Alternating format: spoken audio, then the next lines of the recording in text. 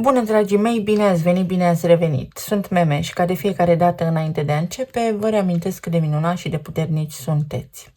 Astăzi vin alături de voi pentru a vedea ce ne spune energia pe durata weekendului sau chiar în acel moment în care tu asculți, pentru că timpul este foarte dinamic, nu este liniar, la nivel cuantic și informațiile de aici te pot ajuta, de fapt, atunci când tu ai nevoie.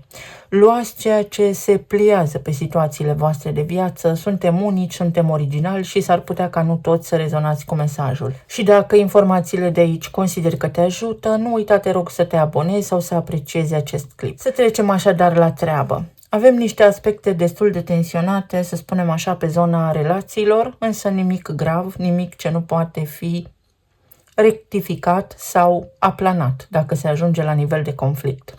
Vorbim despre planuri care pot fi răsturnate, despre ușoare tensiuni la nivel de relații interpersonale. Cu oricine ai vrea tu să faci ceva pe durata acestui weekend, s-ar putea să fie o mică tensiune, pentru că toată lumea va avea ceva de spus și atunci ne gândim, ne răzgândim. Planurile pot fi aruncate în aer sau se pot schimba pe ultima 100 de metri.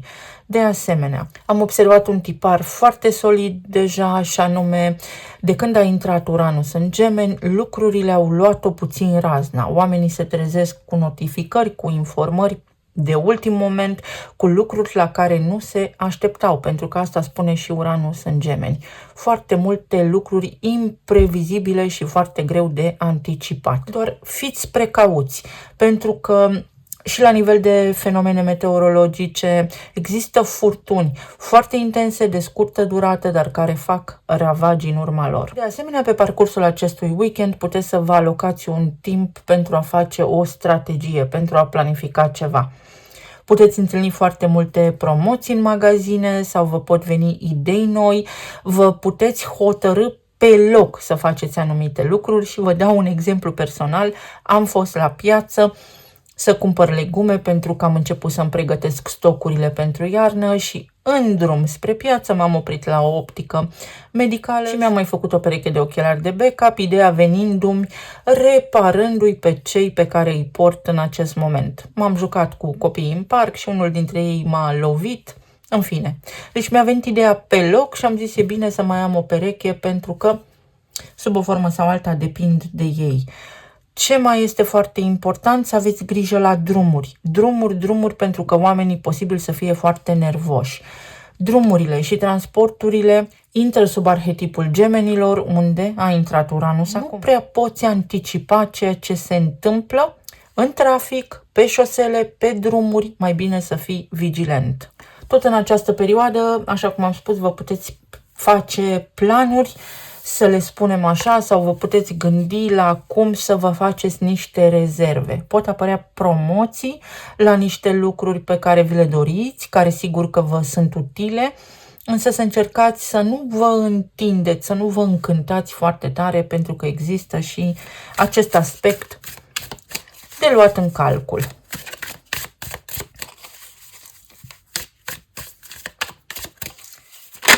Să vedem. Escapism.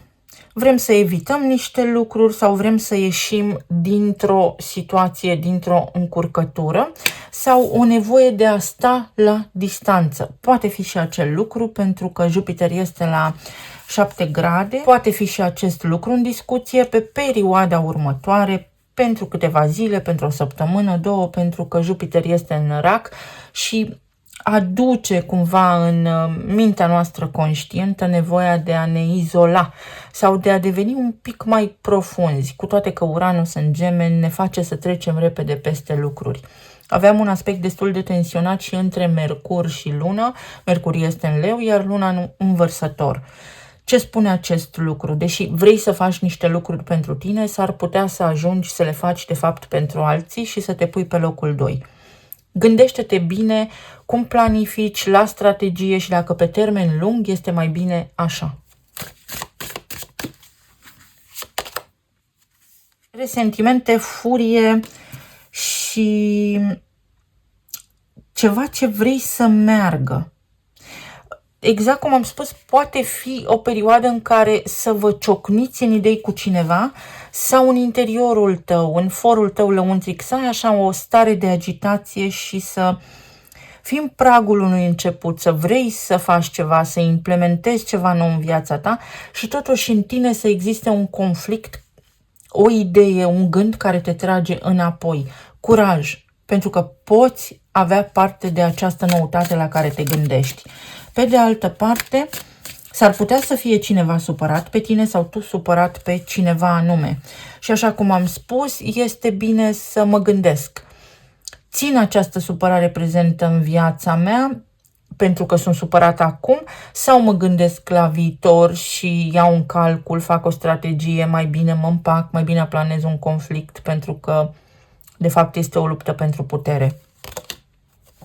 Inimă deschisă, receptivitate, empatie și vulnerabilitate.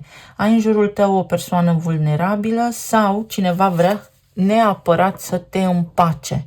Sau poate fi vorba despre tine. Vrei să împaci mai mulți oameni, vrei să împaci mai multe situații, vrei să faci mai multe lucruri deodată și nu îți este foarte clar cum să le prioritizezi. În acest moment, cu Marte în Fecioară, să știi că poți face o listă foarte realistă, pur și simplu, și vei vedea că pe măsură ce implementezi din aproape în aproape ceea ce vrei în viața ta, vei simți că poți respira, le vei putea face pe toate deodată. S-ar putea să fii doar un pic nervos, un pic anxios în această perioadă și să nu prea vezi cu claritate ce vrei exact.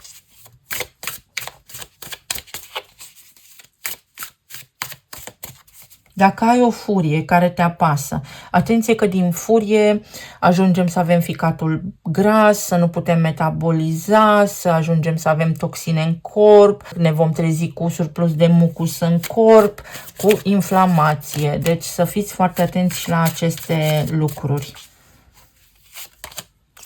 2 de cupe. Ușoare tensiuni în zona relațiilor, așa cum am spus. 3 de spade. Deja se confirmă. 2 de bâte și strategia despre care am vorbit. Mai sunt sau nu supărat sau cât de mult sunt supărat. 7 de monede. O autoanaliză sau o retragere, o calmare. Mai vreau o carte. 5 de cupe și mai iau una. 9 de spade.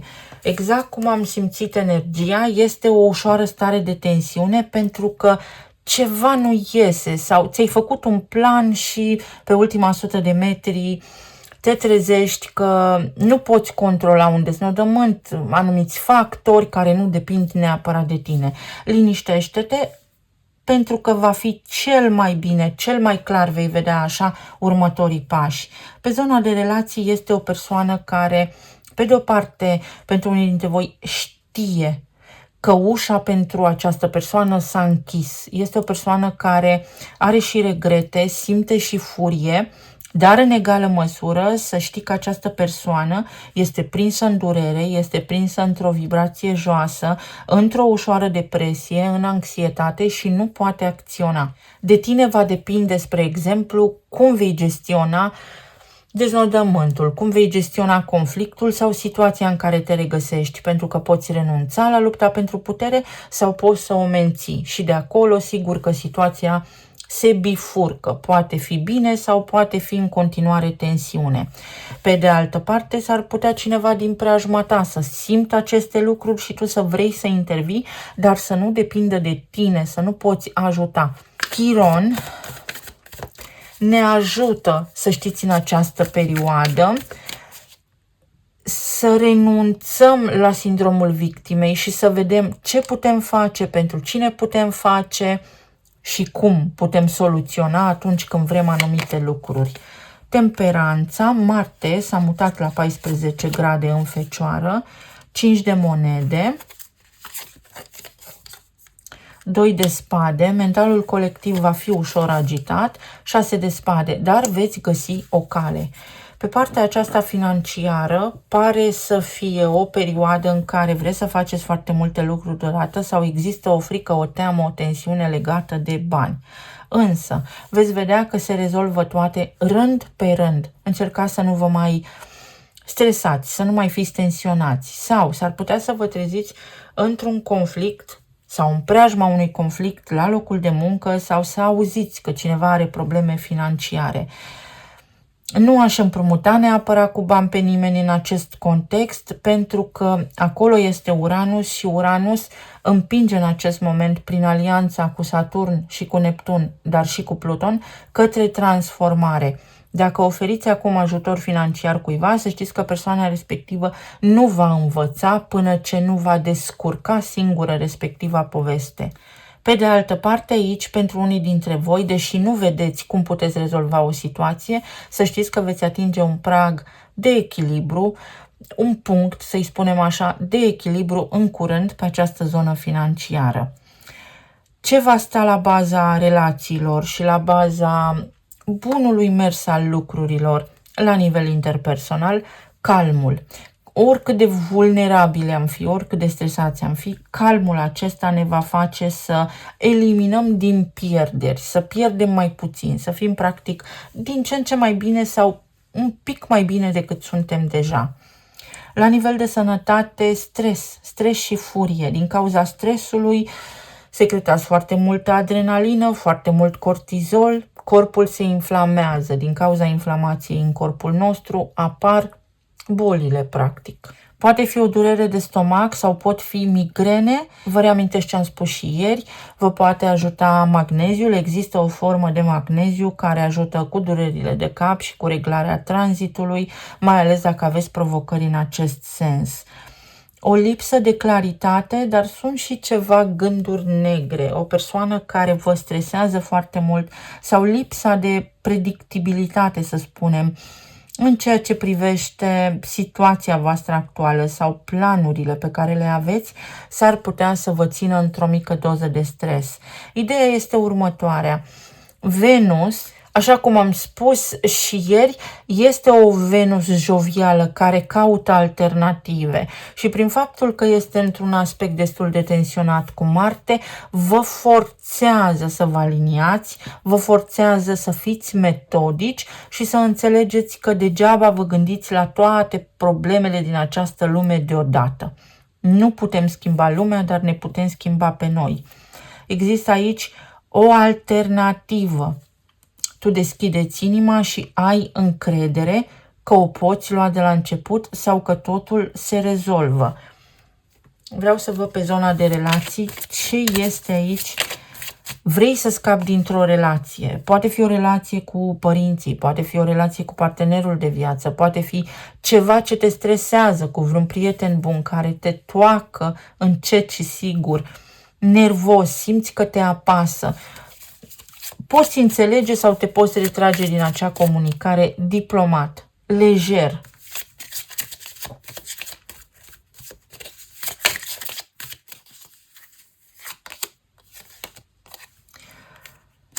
Simți o nedreptate sau dacă ți s-a făcut o nedreptate, iartă și mergi mai departe pentru că pentru tine ierți. Pe de altă parte, situația se va echilibra de la sine într-o ordine foarte naturală, urmând niște pași foarte naturali. O instituție vă apasă ce face statul, ce face guvernul, ce fac puterile acestea ale lumii. V-am dat exemplul cu Imperiul Roman când am revenit alături de voi, pentru ca toată lumea să înțeleagă și să priceapă ce se întâmplă și în acest moment în lume și de unde este această nevoie de a coloniza. Soluția pe care o poți găsi. Foarte interesant, pentru că Uranus în acest moment este în aspect, într-o conjuncție destul de largă, dar se resimte energia cu Venus. Și Venus era la 8 grade Gemeni. Fix 8 grade avem aici, 35. Ce înseamnă asta? Înseamnă următorul lucru. Pași transformatori. Ce se întâmplă acum te ajută de fapt să ieși din încurcătură. Ce se întâmplă acum și tu nu vezi sau nu înțelegi, este de fapt asul din mâneca ta, este de fapt salvarea ta. Mai este vorba despre o călătorie sau despre niște planuri alături de familie pe care le faci, de care poate nu ești foarte încântat, sau poate fi chiar o vizită care se anunță și nu te încântă foarte tare. Să știi că aceste lucruri trec și vei găsi o alternativă să te retragi. Ursul. Ursul are legătură și cu un manager, cu șeful de la locul de muncă, mai ales cu șefa. Este un arhetip feminin. Judecătorul. Poate unii dintre voi vă simțiți judecați pe nedrept sau simțiți că lumea în care trăim nu este corectă. Numărul 15 este și magnetism. Soluții care vin lejer, care vin ușor, în urma strategiei noastre, în urma planificării noastre. O foarte bună planificare în tot ceea ce te frământă acum sau în orice aspect al vieții tale te va ajuta să rezolvi lucrurile care te stresează. Pe de altă parte, ai protecție din partea cuiva. Cineva îți sare în ajutor sau cineva se tot bazează pe tine, te tot caută sau ai obosit să tot ajuți pe cineva, ai obosit să tot repeți o situație. Vei vedea că poți să ieși din acea situație. Trebuie doar să-ți dai seama de tipar. Beneficii. S-ar putea pentru unii dintre voi să fie o apăsare la nivel financiar pentru că nu mai aveți acces la niște fonduri. Să știți că nu m-aș da neapărat bătută, ci aș face o petiție, aș face un act, o cerere prin care să îmi cer drepturile. Pentru alții dintre voi, energia aici spune este vremea să te desprinzi contractual de ceva sau de cineva, de un loc de muncă sau de cineva.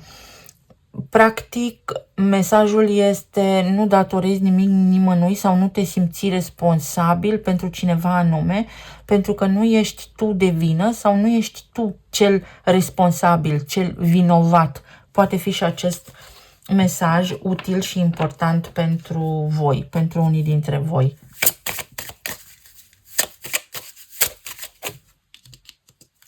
Relațiile, din nou, mi se confirmă ceea ce am văzut în harta astrologică. Poate fi pentru unii dintre voi o perioadă în care să prindeți curaj să mergeți mai departe. Fie că sunteți singuri, fie că sunteți în căsnicii, în relații disfuncționale, să prindeți curaj să mergeți mai departe. La revedere, viață veche, bine ai venit, viață nouă. Las ce a fost vechi deoparte și mă îndrept către ceva nou și veți avea sprijin. Aveți sprijin din partea cuiva și chiar și la nivel financiar să știți că puteți deveni independenți. Nu vă panicați și nu vă stresați. Fie vorba despre antreprenoriat, despre niște lucruri care atârnă greu din trecut, dar pe care le veți vedea soluționate. Apare lumina, apare soluția, încheiați un capitol important din viața voastră care posibil să se fi declanșat începând cu anul 2008 încoace sau cu anul 2018 încoace. Sunt aceste două praguri foarte importante aici. Dar este și un început, este și un fel de confirmare că poți regenera, te poți regenera sau că poți găsi ceva mai bun. Fiecare va ști în funcție de context despre ce este vorba. Să vedem ce ne spun și talismanele. Mi-a venit în minte acum Merida, este un nume dintr-un film de desen animat de la Disney și Merida este o fetiță care, în urma unei supărări, ceva de genul acesta, cu mama sa, a contribuit la transformarea mamei sale într-un urs. S-ar putea ca cineva să-ți poarte de grijă și tu să interpretezi greșit acest lucru sau cineva să nu aprecieze sprijinul, suportul pe care tu îl oferi pentru că persoana respectivă este imatură sau pentru că nu-ți vede perspectiva. Nu te necăji, ești într-adevăr într-o poziție vulnerabilă în acest sens, însă lucrurile se vor aplana pe măsură ce persoana respectivă se maturizează. Iar pentru alții dintre voi s-ar putea să fiți fix în acel punct în care persoana sau o persoană cu care ați avut ceva de împărțit sau ceva neclarități, se maturizează, nu mai fuge de responsabilități. Deci pot fi ceva zile bune în care o persoană își asumă responsabilitatea în relația cu voi sau în dinamica interpersonală pe care o aveți.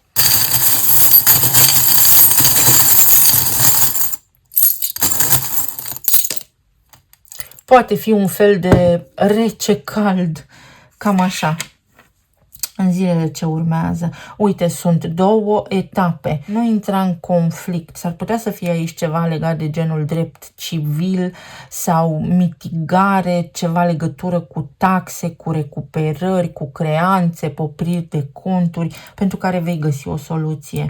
Bani, putere și glorie. Vei găsi o soluție, se restaurează echilibrul.